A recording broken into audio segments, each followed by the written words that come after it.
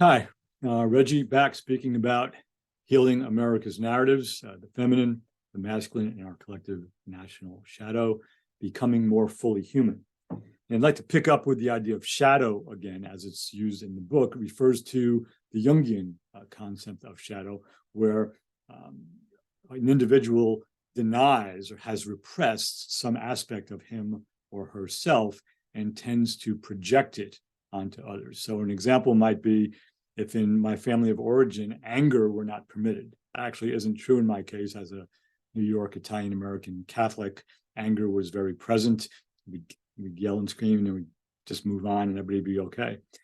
But if anger is not okay, and as a child, I'm forced to repress my anger and never show it, and I never really deal with that, never come to terms with it, as I move through adolescence into early adulthood and to fully adulthood, because I'm not allowed to feel or express my own anger, I repress it, I keep it down, and I don't know I'm doing this. And I begin to see anger everywhere else. Everywhere I go, there are angry people.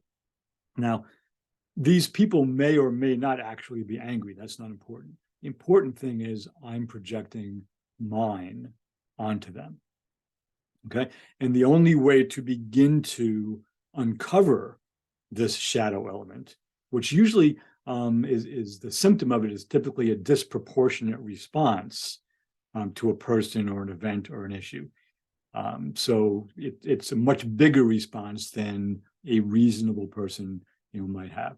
So if I begin to notice that, and again, that's anger, it could be around irresponsibility, it could be around a lot of different emotions or topics or feelings.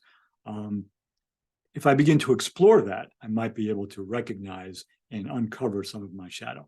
Now, some people use the word shadow as the dark side of themselves that they're not comfortable with, that they don't like, and they wish they didn't have.